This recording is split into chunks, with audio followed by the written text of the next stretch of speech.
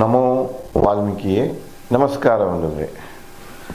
ನಾನು ನಿವೃತ್ತ ಪ್ರಾಧ್ಯಾಪಕ ಡಾಕ್ಟರ್ ಅರ್ಜುನ್ ಪಂಗನ್ನವರ್.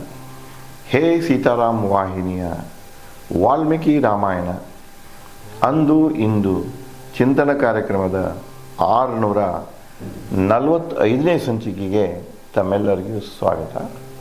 ಹಿಂದಿನ ಸಂಚಿಕೆಯಲ್ಲಿ ರಾಮನ ಕೋರಿಕೆಯ ಮೇರೆಗೆ ಹನುಮಾನನು ಲಂಕಾನಗರದಲ್ಲಿ ಕಂಡಂತಹ ರಾವಣನ ರಾಜ್ಯದ ಗಡಿ ರಕ್ಷಣೆಯ ವ್ಯವಸ್ಥೆ ಬಗ್ಗೆ ಹೇಳ್ತಿರ್ತಾರೆ. ಯಾವ ರೀತಿಯಾಗಿ ಗಡಿಯನ್ನು ರಕ್ಷಿಸಲಾಗ್ತಿದೆ, ಎಂತೆಂಥ ಬಲಗಳು ರಾವಣನಲ್ಲಿದ್ದಾವ, ಎಂತೆಂಥ ಭಯಾನಕ ಆಯುಧಗಳಿವೆ, ಅಲ್ಲಿ ಮಹಾದ್ವಾರಗಳಿದ್ದಾವ, ಯಾವುದಕ್ಕೂ ಹೆಪ್ಪ ಹಾಕೋದಿಲ್ಲ ಅಂಥ ಮಹಾದ್ವಾರಗಳಿದಾವ. ಆ ಮಹಾದ್ವಾರಗಳ ಬಳಿಯಲ್ಲಿಯೇ ಏಕಕಾಲಕ್ಕೆ 100 ಬಲ್ಲೆಗಳನ್ನು 100 ಬಾಣಗಳನ್ನು ಸಿಡಿಸುವಂತಹ ಶತಾಗ್ನಿ ತೋಪುಗಳಿವೆ. ಆ ತೋಪುಗಳಿಗೆ ಬೇಕಾದಂಥ ಎಲ್ಲ ಸಾಮಗ್ರಿ ಏನಿದೆ, ಸರಕುಗಳೇನಿದೆ, ಅಸ್ತ್ರಗಳಿದೆ, ಅವನ್ನೆಲ್ಲ ಅಲ್ಲೇ ತಯಾರು ಮಾಡುವಂಥ ಕುಲಿಮೆಗಳಿವೆ. ಆ ಕುಲಿಮೆಯಲ್ಲಿ ನಿರಂತರವಾಗಿ ರಾಕ್ಷಸ ಕರ್ಮಿಗಳು ನಿರತರವಾಗಿರುತ್ತಾರಂತ ಹೇಳ್ತಾ ಮುಂದುವರಿಸ್ತಾನೆ. ಲಂಕೆ ಸುತ್ತುವರಿದ ಸ್ವರ್ಣ ಪ್ರಾಕಾರ ಅಂದರೆ ಕಂಪೌಂಡ್. ಈಗ ನಾವು ಹೇಳ್ತೀವಲ್ಲ, ಕಂಪೌಂಡ್ ಅಂತ ಕರಿತೀವಿ. ಗೋಡೆಗಳಲ್ಲದೆ, ಕೋಟೆಯ ಗೋಡೆಗಳಲ್ಲದೆ ಮತ್ತು ಲಂಕೆಯ ಸುತ್ತ ಕಂಪೌಂಡ್ ಗೋಡೆಗಳನ್ನು ಇದ್ದವು. ಅವು ಹೇಗಿದ್ದವು ಅಂದ್ರೆ ಚಿನ್ನದಿಂದ ಲೇಪಿತ, ಅಲ್ಲೆಲ್ಲೇ ಚಿನ್ನದಿಂದ ಲೇಪಿತ ಗೋಡೆಗಳ ಪ್ರಾಕಾರಗಳಿದ್ದೀವ. ಅಲ್ಲಲ್ಲಿ ಮನೆ ವಿದ್ರುಮ ವೈಡೂರ್ಯಗಳ ಅಲಂಕಾರ. ಆ ಗೋಡೆಗಳಿಗೆ, ಆ ಒಂದು ಕಂಪೌಂಡ್ ವಾಲಕ್ಕೆ ವಿದ್ರಮ ಅಂದ್ರೆ ಹವಳ ವೈಡೂರ್ಯಗಳಿಂದ ಅಲಂಕಾರ, ಮಣಿಗಳಿಂದ ಮುತ್ತು ವೈಡೂರ್ಯ ಮಣಿಗಳಿಂದ ರತ್ನ ಮುತ್ತುಗಳಿಂದ ಅಲಂಕಾರ ಮಾಡಿದಂಥ ಗೋಡೆಗಳಿದ್ದವು.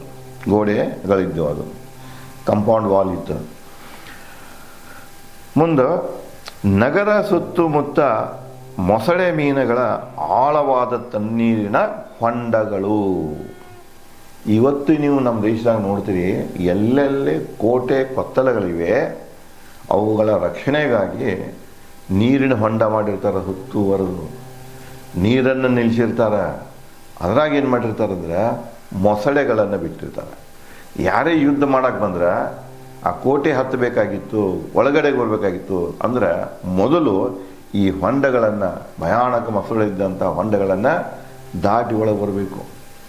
ದಾಟಕ್ಕಾಗ್ದಿಲ್ಲ, ಎಷ್ಟೋ ಅಲ್ಲೇ ಬಲಿಯಾಗಿ ಹೋಗ್ತಿದ್ರು. ಅದನ್ನು ದಾಟಿ ಬಂದು ಮತ್ತೆ ಕೋಟೆ ಏರ್ಬಿಡ್ದು ಅಲ್ಲೇ ಮ್ಯಾಗ ಅವರು ರಕ್ಷಕರು ಇರ್ತಾರೆ, ಅವ್ರು ಹೊಡೆದು ಇಳಿಸ್ತಿದ್ರು.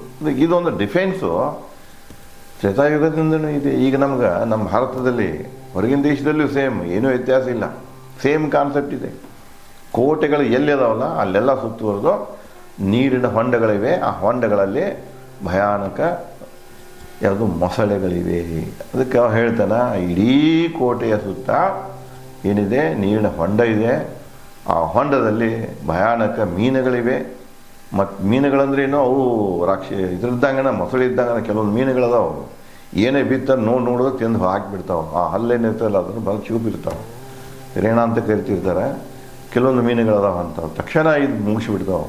ಬಾವ್ಯಾಗ ಸಾಕ್ತಿರ್ತಾರೆ, ಏನೇ ಬಿತ್ತಂದ್ರೆ ಆಗೇನಾಗ ಅದನ್ನು ತಿಂದು ಜೀರ್ಣ ಮಾಡಿ ಹೋಗಿತಾವೆ. ಅಂಥ ಭಯಾನಕ ಮೀನುಗಳನ್ನಿವೆ, ಮೊಸಳೆಗಳನ್ನು ಇವೆ ಅಂತ ಹೇಳ್ತಾನೆ. ಅಂದ್ರೆ ದಾಟಬೇಕಾದ್ರೆ ಇವನ್ನೆಲ್ಲ ದಾಟಿ ಹೋಗ್ಬೇಕು ನಮ್ಮ ಸೈನ್ಯ, ಇದನ್ನೆಲ್ಲ ಎದುರಿಸ್ಕೊಂಡು ಹೋಗಬೇಕು. ಪ್ರಾಕಾರ ಮೇಲೆ, ಆ ಕಂಪೌಂಡ್ ವಾಲ್ ಮೇಲೆ ದ್ವಾರದ ಬಳಿ ಆಯತಾಕಾರದ ಕಾವಲು ಕೋಣೆಗಳಿವೆ. ಅಲ್ಲೆಲ್ಲೇ ಕಂಪೌಂಡ್ ವಾಲ್ ಬಾಜುಕ ಕಾಯಲಿಕ್ಕೆ ಕಾವಲುಗಾರರ ಕೋಣೆಗಳಿವೆ. ಎದ್ರ ಮ್ಯಾಗ ಗೋಡೆಗಳ ಮೇಲೆ ಅಲ್ಲೆಲ್ಲೇನೋ ಗೋಪುರಗಳನ್ನು ಕಟ್ಟಿರ್ತಾರೆ. ಅಲ್ಲೇ ನಿಂತ್ಕೊಂಡು ಇವರೆಲ್ಲ ಕಾವಲುಗಾರರ ನೋಡ್ತಿರ್ತಾರೆ. ಅಥವಾ ಆಯುಧಗಳನ್ನು ಬಾಣ ಹೊಡಿಬೇಕಾದ್ರೆ ಕಿಂಡಿಗಳನ್ನು ಮಾಡಿರ್ತಾರೆ, ಅಲ್ಲಿ ನೋಡ್ಕೊಂತ ಕೂತಿರ್ತಾರೆ. ಯಾರು ವೈರಿ ಬಂದರು ಅಂದ್ರೆ ಮೊದಲು ಎಚ್ಚರಿಕೆ ಕೊಡ್ತಾರೆ. ಅದಕ್ಕೆ ಅವನು ಸರಿಯಾಗಿ ಉತ್ತರ ಕೊಡಲಿಲ್ಲ ಹೊಡೆತೆಗೆ. ಇದೇನಿದೆಯಲ್ಲ ಇದು ಹಾಗೂ ಇತ್ತು, ಈಗೂ ಅದ. ಈಗ ಯಾರೇ ಒಂದು ವಿಮಾನ ಒಳಗೆ ಬಂದಿತ್ತಂದ್ರೆ ನಮ್ಮ ರಕ್ಷಣಾ ವಿಮಾನ ಹೋಗ್ತಾವೆ, ಮೊದಲು ಕೇಳ್ತಾನೆ ಯಾರ ಏನ ಹೊಳ್ಳಿ ಹೋಗ್ರಿ ಅಂತ ಹೇಳ್ತಾರೆ. ಉತ್ತರ ಸಿಗಲಿಲ್ಲ ಅಂತ ಹೊಡೆದು ಉಳಿಸ್ತಾರೆ. ಇದೇ ಆ ಪ್ರಕಾರವನ್ನು ಮಾಡಿದ್ರೆ ಪ್ರತಿಯೊಂದು ಇದರ ಮೇಲೆ ಬೃಹತ್ ಗೋಡೆಯ ಮೇಲೆ ಕಾವಲುಗಾರ ಕೋಣೆಗಳಿದ್ದವು. ಶತ್ರುಗಳನ್ನು ತಡೆಯಲು ಅಲ್ಲಲ್ಲಿ ಎಲ್ಲ ಕಡೆ ಸೈನಿಕ ಶತ ಅಡಗು ಗುಂಡಿಗಳಿದ್ದವು.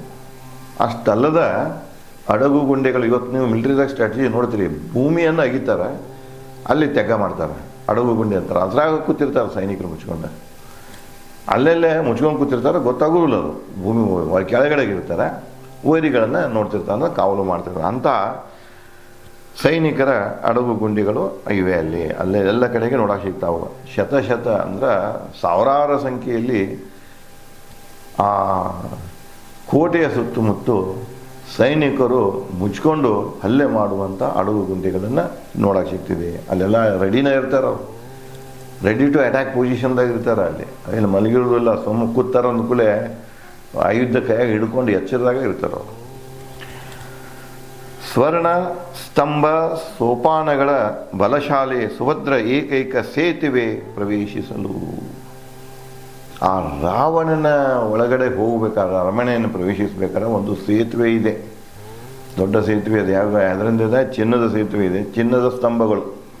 ನೋಡಿರಿ, ಸ್ತಂಭದ ಸೇತುವೆಗಳ ಈ ಒಂದು ಎಂಜಿನಿಯರಿಂಗ್ ಏನಿತ್ತಲ್ಲ, ಸಿವಿಲ್ ಎಂಜಿನಿಯರಿಂಗ್ ಇತ್ತು, ಇನ್ಫ್ರಾಸ್ಟ್ರಕ್ಚರ್ ಕನ್ಸ್ಟ್ರಕ್ಷನ್ ಅಥವಾ ಡೆವಲಪ್ಮೆಂಟ್ ಎಂಜಿನಿಯರಿಂಗ್ ಇತ್ತಲ್ಲ, ಅವಾಗಿತ್ತದು. ಅಭಿಯಂತರರು ಇದ್ರು ಅದಕ್ಕೆ. ಈಗಷ್ಟೇ ಈಗಿನ ನಾಲೆಜ್ ಅಂತ ಅಲ್ಲ ಇದು, ಈಗಿನ ನಾಲೆಜ್ ಅಂತ ನಾವು ಅಂದ್ಕೊಂಡ್ಬಿಟ್ರೆ ತಪ್ಪದು. ವಿಜ್ಞಾನ ಅಂದು ಇತ್ತು, ಇಂದು ಇದೆ. ಆ ವಿಜ್ಞಾನದ ತತ್ವಗಳನ್ನು ಉಪಯೋಗ ಮಾಡಿ ಅದನ್ನು ಕಾರ್ಯರೂಪಕ್ಕೆ ತರುವಂಥ ತಂತ್ರಗಾರಿಕೆ, ಎಂಜಿನಿಯರಿಂಗ್ ಅಂದು ಇತ್ತು, ಇಂದು ಇತ್ತು. ಅದಕ್ಕೆಲ್ಲ ಏನು ಮಾಡ್ಯಾರ, ಮೆಟ್ಟಲು ಸೋಪಾನ ಅಂದ್ರೆ ಮೆಟ್ಟಲುಗಳು, ಬಂಗಾರದ ಸ್ತಂಭಗಳಿವೆ ಸೇತುವೆಗೆ ಸಪೋರ್ಟ್ ಆಗಿ. ಅದರ ಮೇಲೆ ಸೇತುವೆ ಮೇಲೆ ಹೋಗ್ಬೇಕಾದ್ರೆ ಅದು ಸ್ಟೆಪ್ಸ್ ಏನಿವೆಲ್ಲ, ಸೋಪಾನಗಳೇನಿವೆ, ಅವು ಕೂಡ ಬಂಗಾರದ ಲೇಪಿತ ಸೋಪಾನಗಳಿವೆ. ಬಲಶಾಲಿ ಸುಭದ್ರ ಏಕೈಕ ಸೇತುವೆ. ಆ ಏನಿದೆ ಸೇತುವೆ ಏನಿದೆಯಲ್ಲ, ಬಹಳ ಬಲಶಾಲಿ ಇದೆ ಅದು ಕೂಡ ಬಹಳಷ್ಟು. ಏನೇ ಅದರ ಮ್ಯಾಗ ಹೊಡ್ತಾ ಬಿದ್ದರೂ ಸಹಿತ ಮುರಿದು ಬೀಳುವುದಿಲ್ಲ, ಅಂತಹ ಒಂದು ಬಲಶಾಲಿ ಸೇತುವೆ ಇದೆ. ಓ ರಾಮ, ಸ್ವಯಂ ರಾವಣ ಸಿದ್ಧನಿರಬಹುದು ಯುದ್ಧ ಬಯಕೆಯೊಂದಿಗೆ ಬಲದೊಂದಿಗೆ. ರಾವಣೇನು ಮರ್ತು ಕೂತಾನಂತ ತಿಳಿಬೇಡ, ಅವನಿಗೆ ಗೊತ್ತಿದೆ, ನಿನ್ನ ಬಗ್ಗೆ ತಿಳ್ಕೊಂಡನವ, ನೀನು 14,000 ರಾಕ್ಷಸರನ್ನು ಸಂಹಾರ ಮಾಡಿದ್ದು ಅವನಿಗೆ ಗೊತ್ತಿದೆ, ನಿನ್ನ ಬಲದ ಬಗ್ಗೆ ಗೊತ್ತಿದೆ. ಸೀತೆಯನ್ನು ತಗೊಂಡು ಹೋಗಿದ್ದಕ್ಕಾಗಿ ರಾಮ ಬಂದೇ ಬರ್ತಾನೆ ಯುದ್ಧ ಮಾಡಲಿಕ್ಕೆ ಅನ್ನುವಂಥದ್ದು ಅವನಲ್ಲಿ ಮನಸ್ಸಿನಲ್ಲಿ ಒಂದು ಅಳುಕು ಇದೆ. ಅದಕ್ಕೆ ಸುಖಕರವಾಗಿ ನಿದ್ದೆ ಮಾಡ್ತಾ ಇಲ್ಲ. ನೀ ಎಂದು ಬರ್ತೀವಿ ಅದನ್ನು ನೋಡ್ತಾನ ಕೂತಾನೆ. ಅದಕ್ಕೆ ಅವನು ಕೂಡ ಏನದನ ಯುದ್ಧದ ಬಯಕೆಯೊಂದು ಯುದ್ಧ ಮಾಡುವ ಬಯಕೆಯನ್ನು ಹೊತ್ಕೊಂಡು ಸಿದ್ಧನಾಗಿ ಕೂತಾನ. ತನ್ನ ಬಲದೊಂದಿಗೆ ತನ್ನ ಎಲ್ಲ ಏನು ಸೈನ್ಯ ಬಲ ಇದೆಲ್ಲ ಅವನ್ನೆಲ್ಲ ಅಲರ್ಟ್ ಇಟ್ಕೊಂಡು ನಿನ್ನ ಯುದ್ಧದ ದಾರಿಯನ್ನು ಕಾಯ್ತಾ ಇದ್ದಾನೆ ಅಂಥೇಳಿ ಹನುಮ ರಾಮನಿಗೆ ಹೇಳ್ತಾನೆ. ಲಂಕೆಯು ಸ್ವಾವಲಂಬಿ ಭಯಾನಕ ದೇವದುರ್ಗ. ಲಂಕೆ ಬಗ್ಗೆ ಹೆಂಗೆ ವರ್ಣಿಸಿದ, ಲಂಕೆಯೋ ಸ್ವಾವಲಂಬಿ, ಪರಾವಲಂಬಿ ಅಲ್ಲ. ಮಿಲಿಟ್ರಿದಾಗ ನೋಡ್ರಿ, ನಾವು ಅರ್ಥಶಾಸ್ತ್ರ ಹೇಳ್ತಲ್ಲ, ಆರ್ಥಿಕ ವ್ಯವಸ್ಥೆ ನಮ್ಮ ದೇಶ ಹೇಗಿರ್ಬೇಕಂದ್ರೆ ಸ್ವಾವಲಂಬಿ ಇರಬೇಕು.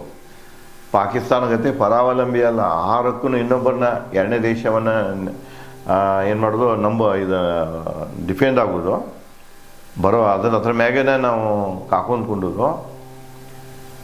ಆಹಾರಕ್ಕಾಗಿ ಆಯಿತು, ತಂತ್ರಜ್ಞಾನಕ್ಕಾಯಿತು, ಇನ್ನೊಂದು ದೇಶವನ್ನು ಅವಲಂಬಿಸುವುದಿಲ್ಲ. ನಮ್ಮದೇ ಆದಂಥ, ನಮ್ಮ ಜನಕ್ಕೆ ಬೇಕಾದಂಥ ಆಹಾರವನ್ನು ನಾವೇ ತಯಾರು ಮಾಡಬೇಕು. ನಮ್ಮ ದೇಶದ ರಕ್ಷಣೆಗೆ ಬೇಕಾಗುವಂಥ ತಂತ್ರಜ್ಞಾನವನ್ನು ನಾವೇ ತಯಾರು ಮಾಡ್ಕೋಬೇಕು. ಯುದ್ಧ ವಿಮಾನಗಳನ್ನು ನಾವೇ ತಯಾರು ಮಾಡ್ಕೋಬೇಕು. ಅಸ್ತ್ರಗಳನ್ನು ನಾವೇ ತಯಾರು ಮಾಡ್ಕೋಬೇಕು. ಇನ್ನೊಬ್ರದ್ದು ಇಲ್ಲ. ಯಾಕಂದರೆ ಇನ್ನೊಬ್ರು ನಮ್ಗೆ ಅಸ್ತ್ರ ಕೊಟ್ಟಾಗ, ಉದಾಹರಣೆಗೆ ಯುದ್ಧ ವಿಮಾನ ನಮ್ಗೆ ಕೊಟ್ಟಿರೋದ್ರೆ, ಆ ಯುದ್ಧ ವಿಮಾನದ ವೀಕ್ನೆಸಸ್ ಎಲ್ಲ ಅವ್ರಿಗೆ ಗೊತ್ತಿರ್ತದೆ. ಯಾವ ವೇಳೆದಾಗ ಅವನ್ನ ನಿಷ್ಕ್ರಿಯ ಮಾಡಿ ಹೋಗಿತ್ತಾರೋ, ಯಾವ ವೇಳೆದಾಗ ಅವನ್ನ ಯಾವ ರೀತಿ ಧ್ವಂಸ ಮಾಡ್ತಾರೋ ಹೇಳಕ್ಕೆ ಬರೋದಿಲ್ಲ. ಸ್ವಂತ ಟೆಕ್ನಾಲಜಿಯಿಂದ, ಸ್ವದೇಶಿ ಟೆಕ್ನಾಲಜಿಯಿಂದ ನೀವೇನಾದರೂ ಯುದ್ಧ ಅಸ್ತ್ರಗಳನ್ನು ತಯಾರು ಮಾಡಿದ್ರೆ, ವಿಮಾನಗಳನ್ನು ತಯಾರು ಮಾಡಿದರೆ, ಹಡಗುಗಳನ್ನು ತಯಾರು ಮಾಡಿದರೆ, ಅದರದ್ದು ಬ್ಲೂ ಪ್ರಿಂಟ್ ಅವ್ರ ಕಡೆ ಇರುವುದಿಲ್ಲ. ಆ ಬ್ಲೂ ಪ್ರಿಂಟ್ಗಾಗಿ ಕೆಲವೊಂದು ಮೂರ್ಖರನ್ನು ದೇಶದಲ್ಲಿ ಕೆಲವೊಂದು ಇರ್ತಾರೆ, ಹಣಕ್ಕಾಗಿ ಏನೆಲ್ಲ ಮಾರ್ಕೊಳಕ್ಕೆ ತಯಾರಾಗ್ತಾರೆ. ಅಂಥವ್ರು ಹುಡುಕ್ತಿರ್ತಾರೆ. ಅವ್ರು ದುಡ್ಡು ಕೊಡ್ತೇವಪ್ಪ, ಅವ್ರು ಏನು ತಯಾರು ಮಾಡ್ತಾರೆ ಅದ್ರ ಸ್ವಲ್ಪ ಮೆಸೇಜ್ ಲೀಕ್ ಮಾಡು ಅಂಥ ಜನವನ್ನು ಇರ್ತದೆ. ಅದಕ್ಕೆ ನಮ್ಮ ಸ್ವಂತ ತಂತ್ರಜ್ಞಾನದ ಮ್ಯಾಗ ನಾವು ಏನಾದರೂ ಅಭಿವೃದ್ಧಿ ಹೊಂದಿದ್ವು ಅಂದ್ರೆ ಅದನ್ನು ನಾಶ ಮಾಡಲಿಕ್ಕೆ ಯಾರಿಗೂ ಆಗೋದಿಲ್ಲ. ಗೊತ್ತೇ ಇರೋದಿಲ್ಲ ಅವ್ರಿಗೆ ಇವ್ರು ಯಾವ್ಯಾವ ಪ್ರಕಾರದ ಎಂಥ ಬಲದ ಅಸ್ತ್ರಗಳನ್ನು ಹೊಂದ್ಯಾರ, ಯುದ್ಧದ ವ್ಯೂ ಇವ್ರದ್ದು ಏನೈತಿ ಅದು ಗೊತ್ತಾಗಲಿಲ್ಲ ವೈರಿಗೆ. ಎರಡೇ ರಾಷ್ಟ್ರಕ್ಕೆ ಗೊತ್ತಾಗಲಿಲ್ಲ ಅಂದ್ರೆ ಆ ನಮ್ಮ ದೇಶದ ಮ್ಯಾಗ ಅವ್ರು ವಾರ್ ಮಾಡಲಿಕ್ಕೆ ಹಿಂದೇಟು ಹಾಕ್ತಾರೆ. ಏನಂತಪ್ಪ ಗೊತ್ತಿಲ್ಲ ಮನುಷ್ಯಂದ್ರೆ ಏನು ಮಾಡ್ತಿದ್ದ ರಾಷ್ಟ್ರ ಹೇಳಕ್ಕೆ ಬರೋದಿಲ್ಲ, ನೋಡ್ಕೊಂಡು ಅವ್ರ ಜೊತೆ ವ್ಯವಹಾರ ಮಾಡಬೇಕಂತ ಯುದ್ಧ ಮಾಡುವಾಗ ಹೆಜಿಟೇಟ್ ಮಾಡ್ತಾರೆ ಅವರು. ಒಂದು ವೇಳೆ ನಮ್ಮ ಕಡೆ ಏನೈತಿ ನಾವೆಲ್ಲ ಹೊರಗಿಂದ ಯುದ್ಧ ಮಾಡ್ಬೇಕಾದ್ರೆ ಹೊರಗಿನ ತಂದು ಯುದ್ಧ ಮಾಡಕತ್ತಿದ್ವಿ ಅಂದ್ರೆ ಅದ್ರ ನಮ್ಗೆ ಅನುಭವ ಇದೆ. 1967ರಾಗ ಚೀನಾದೊಂದಿಗೆ ಯುದ್ಧ ಮಾಡಬೇಕಾಗಿತ್ತನೋ ಅಮೇರಿಕಾದಿಂದ ತರಿಸ್ಕೊಳ್ಬೇಕಾಗಿತ್ತು ಅಸ್ತ್ರಗಳನ್ನು. ಅಷ್ಟು ಅಸ್ತ್ರ ಬ್ರಿಟಿಷರು ಬಿಟ್ಟು ಹೋದದ್ದು ಇರಾಕಿಲ್ಲಲ್ಲ, ಔಟ್ಡೇಟೆಡ್ ಇದ್ದು ಅಂಥವನ್ನೆಲ್ಲ ತೊಗೊಂಡು ಯುದ್ಧ ಮಾಡಿದಾರೆ ಚೈನಾ ವಿರುದ್ಧ. ಆವಾಗ ಇವತ್ತು ನೋಡಿದರೆ ಆ ಭಾರತ ಇವತ್ತಿಲ್ಲ, 67ರ ಭಾರತ ಇವತ್ತಿಲ್ಲ. ಚೈನಾ ಗೊತ್ತಾಗಿದೆ 67ರಿಂದ ಇವತ್ತೊಂದು 2026 ಭಾರತ ವಿಭಿನ್ನ ಇದೆ. ಅಲ್ಲಿರುವಂಥ ಅಸ್ತ್ರಗಳು, ಮಿಲಿಟ್ರಿ ವ್ಯೂ ಏನದಲ್ಲ ಎಲ್ಲ ಚೇಂಜ್ ಆಗಿದೆ ಅಂತ ಗೊತ್ತಿದೆ. ಅದಕ್ಕೆ ನನಗೆ ನಾವು ಎಷ್ಟೇ ಬಲಶಾಲಿ ಆಗಿದ್ರು, ಎಷ್ಟೇ ದೊಡ್ಡ ದೇಶ ಆಗಿದ್ರು, ಎಷ್ಟೇ ಇಂಡಿಯಾಕ್ಕಿಂತ ಹೆಚ್ಚು ನಾವು ಫೋರ್ಸ್ ಹೊಂದಿದ್ರೂ ಕೂಡ ನಾವು ಇಂಡಿಯಾ ಜೊತೆಗೆ ಯುದ್ಧ ಮಾಡಬೇಕಾದ್ರೆ ನೋಡ್ಕೊಂಡು ಮಾಡಬೇಕಾದ್ರೆ ಎಲ್ಲೋ ಮಾಡ್ತಿದ್ರು. 108 ಕಾರಣಗಳು ಅವರು ಕೂಡ ತಮ್ಮ ಅಸ್ತ್ರಗಳನ್ನು ಪಾಕಿಸ್ತಾನ ಅಂತ ಬುದ್ಧಿಗೇಡಿ ದೇಶಗಳಿಗೆ ಕೊಟ್ಟು ಪ್ರಯೋಗ ಮಾಡ್ಸೋಕೆ ಹಚ್ತಿರ್ತಾರೆ. ಅದಕ್ಕಿಲ್ಲಿ ನಾವು ಏನೇ ಮಾಡಬೇಕಾಗಿತ್ತಲ್ಲ ಸ್ವಂತ ನಮ್ಮ ಇಂಡಿಜಿನಿಯಸ್ ಟೆಕ್ನಾಲಜಿ ಇರಬೇಕು ನಮಗೆ. ಅದನ್ನು ಹೇಳ್ತಾನ ರಾವಣ ಏನು ಮಾಡ್ತಾನೆ, ಸ್ವಾವಲಂಬಿ ಅದಾನ. ಲಂಕೆ ಸ್ವಾವಲಂಬಿ ಇದೆ, ತನಗೆ ಬೇಕಾದಂತೆಲ್ಲ ತಂತ್ರಜ್ಞಾನ ಎಲ್ಲನೂ ತಾನೇ ಹೊಂದಿದೆ. ಯಾರ ಮ್ಯಾಗೂ ಅವಲಂಬಿ ಇಲ್ಲ, ಅದು ಸ್ವತಂತ್ರ ಇದೆ, ಸ್ವಾವಲಂಬಿ ಇದೆ. ಭಯಾನಕ ದೇವದುರ್ಗ ಅದು ಏನಿದೆಯಲ್ಲ, ಸುತ್ತು ಕಡೆ ನೀರಿದೆ, ಹೊಂಡಗಳದಾವ, ಖತರ್ನಾಕ ಮೊಸಳೆಗಳದಾವ, ಮೀನುಗಳದಾವ, ಸುಭದ್ರ ಗೋಡೆ ಇದೆ. ಇದನ್ನೆಲ್ಲ ದಾಟಿ ಹೋಗಕ್ಕೆ ಆಗುವುದಿಲ್ಲ. ಅದಕ್ಕೆ ಲಂಕೆ ಏನಿದೆ ಅಂದರೆ ಭಯಾನಕ ದೇವದುರ್ಗ ಇದೆ. ಅದು ಯಾವಾಗಲೂ ಏನದು ರಕ್ಷಣಾ ಕವಚದಿಂದ ತುಂಬೇ ಇರ್ತದೆ, ರೆಡಿನೇ ಇರ್ತದೆ. ಅದನ್ನು ಭೇದಿಸಲಿಕ್ಕೆ ಸಾಧ್ಯ ಇಲ್ಲ, ಅಭೇದ ಇದೆ ಅದು. ಅಂದರೆ ದೇವದುರ್ಗ ಅಂದರೆ ನಿಸರ್ಗದತ್ತವಾಗಿ ಸಿಕ್ಕಂಥ ರಕ್ಷಣಾ ಕವಚ. ಈಗ ಉದಾಹರಣೆಗೆ ನಮಗೆ ರಕ್ಷಣಾ ಕವಚ ಯಾವುದೈತಿ, ಆ ಕಡೆ ಉತ್ತರಕ್ಕೆ ಹಿಮಾಲಯ ಪರ್ವತಗಳ ಶ್ರೇಣಿ. ಅದು ಇದ್ದಿದ್ದಲ್ದ ಎಷ್ಟು ಯುದ್ಧ ಮಾಡ್ತಿದ್ದಾರೆ. ಯಾಕಂದರೆ ಕೆಲವೊಂದು ಹಿಂಗದಾವಲ್ಲ ಅಲ್ಲಿ ಏರಿಯಾ, ಯಾವ ಸೈನಿಕರಿಗೂ ಹೋಗಕ್ಕೆ ಅಲ್ಲಿ ಇರಾಕ ಭಾರತಕ್ಕೆ ಯುದ್ಧ ಮಾಡೋಕ್ಕೂ ಆಗೋಲ್ಲ. ಅಷ್ಟು ಹೈಟ್ ಮ್ಯಾಗ ಅದು ಅಂಥ ಅಡ್ವರ್ಸ್ ಕಂಡೀಷನ್ಸು, ಕ್ಲೈಮೆಟಿಕಲ್ ಕಂಡೀಷನು ಅಲ್ಲಿದೆ. ಅದು ಭಾರತಕ್ಕೆ ಒಂದು ಕವಚವಾಗಿದೆ. 3 ಕಡೆಗೆ ನಮ್ಮದು ಸಮುದ್ರ ಇದೆ, ಇದು ನಮಗೆ ರಕ್ಷಣಾ ಕವಚನ. ಇದು ದೇವದುರ್ಗನ, ಭಾರತವೂ ಕೂಡ ದೇವದುರ್ಗನ. ಸುತ್ತಲೂ ಹರಿಯುವ ಜಲ, ಬಂಡೆ ಪರ್ವತ ಮೇಲೆ ನೆಲೆಸಿದೆ. ಈಗ ನೋಡಿ, ಸುತ್ತ ಕಡೆ ನೋಡ್ಬೇಕಾದ್ರೆ ಹರಿಯುವ ಜಲ ಇದೆ. ಇದು ಲಂಕಾನಗರಿ ಏನಿದೆ ಅಂದರೆ ಬಂಡೆ ಮೇಲೆ ಇದೆ. ಇವತ್ತೇನು ಸಿಗಿರಿಯ ಅಂತೇಳಿ ಲಂಕಾದಲ್ಲಿ ಬರ್ತದೆ, ಈ ಸೆಂಟ್ರಲ್ ಲಂಕಾ ಇದು, ಲಂಕಾದ ನಡುವಿನ ಭಾಗ. ಯಾಕಂದ್ರೆ ಅದರ ಭೂಗೋಳ ಚೇಂಜ್ ಆಗ್ತಿರ್ತದೆ. ಯಾಕಂದರೆ ಯಾವಾಗಲೂ ಕಾಂಟಿನೆಂಟಲ್ ಡ್ರೀಪ್ ಚೇಂಜ್ ಅಂತ ಬರ್ತಿದೆ. ಒಂದು ಕಡೆಗೆ ಭೂಮಿ ಕಾಣಿಸ್ತಿರ್ತದೆ, ಇನ್ನೊಂದು ಕಡೆಗೆ ಭೂಮಿ ಮುಣುಗ್ತಿರ್ತದೆ. ಸಮುದ್ರ ಒಂದು ಸಲ ಉಕ್ಕೇರಿಕಾಶೆ ಕೆಲವೊಂದು ತನ್ನ ಪ್ರದೇಶವನ್ನು ತಾನು ಕಬ್ಜಾಗ್ತದೆ, ಇನ್ನು ಕೆಲವೊಂದು ಕಡೆಗೆ ದೂರ ಸರಿತದೆ. ನಿರಂತರ ಇದು ಭೂಮಿಯಲ್ಲಿ ಬದಲಾವಣೆ ಆಗ್ತಾನೆ ಇರ್ತದೆ ಇದು. ಹೀಗಾಗಿ ಇದು ನೋಡಿ, ಎಷ್ಟೋ ವರ್ಷಗಳ ಹಿಂದೆ ಬರೆದಂತಹ ಇದು ಕಂಡಂತಹ ಇದು ಅನುಭವ ಏನಿದೆಯಲ್ಲ, ಇದಕ್ಕೂ ಇವತ್ತಿಗೂ ವ್ಯತ್ಯಾಸ ಆಗಲೇಬೇಕದು. ಯಾಕಂದರೆ ಆ ಪ್ರಕಾರ ಭೂಮಿಯಲ್ಲಿ ಬದಲಾವಣೆ ಆಗ್ತಾ, ನಿಸರ್ಗದಲ್ಲಿ ಬದಲಾವಣೆ ಆಗ್ತಾನೆ ಇರ್ತದೆ. ಇದೇನು ಹೇಳ್ತಾ ಇದ್ದಾರಲ್ಲ ವಾಲ್ಮೀಕಿಯವರು, ಬಂಡೆಯ ಮೇಲೆ ಏನು ಲಂಕೆ ಇದೆ ಅಂತ ಹೇಳ್ತಿರ್ತಾರಲ್ಲ, ಇವತ್ತೇನು ಸಿಗಿರಿಯಾದಾಗ ಏನೊಂದು ದೊಡ್ಡ ಬಂಡೆ ಇದೆ, ಅದಕ್ಕೆ ಕಶ್ಯಪನವರು ಕಟ್ಟಿಸಿದ್ದಾರೆ. ಅದರ ನಂತರ ಮಾರ್ಪಾಡಾಕೋತ ಹೋಗ್ತವೆ. ಯಾಕಂದರೆ ಈ ಕಶ್ಯಪ ರಾಜನಿಗಿಂತ ಮೊದಲು ಯಾರಪ್ಪ ಅಂದರೆ ರಾಮಾಯಣ ಹೋಗೈತಿ. ನಂತರದ್ದು ಅಲ್ಲಿ ಈಗ ಯಾರ್ಯಾರೋ ಕೆಲವೊಂದು ಬರ್ತಾವ, ಅದು ಯಾವುದೋ ಒಂದು ಸಮತಾ ಟಿ ವಿ ಏನೋ ಹೇಳ್ತಿರ್ತಾರೆ ಅವರೆಲ್ಲ. ಬರೇ ಅವ್ರು ಏನು ಹೇಳ್ತಾರೋದು ಇವು ಯಾವೂ ಇಲ್ಲ, ದಂತಕಥೆ ಇದಾವೆ ಇತ್ತೀಚೆಗೆ. ಇವು ಅಪ್ಪ ನಿಮ್ಮ ಮಾನದಲ್ಲೇ ಇರ್ತಿದೆ. ಕಾಲಘಟ್ಟ ಮೊದಲು ಗುರುತಿಸ್ಬೇಕು ನಾವು. ಯಾವ ಕಾಲಘಟ್ಟದಲ್ಲಿ ಯಾವ್ಯಾವ ವಸ್ತುಗಳ ಬಳಕೆ ಇದೆ, ಏನೇನು ಅದರ ವ್ಯವಸ್ಥೆ ಇದೆ, ಅದನ್ನು ಹೋಲಿಸಿ ನೋಡಿದಾಗ ನಮಗೆ ಕಾಲಘಟ್ಟದ ಗೊತ್ತಾಗ್ತಿದೆ.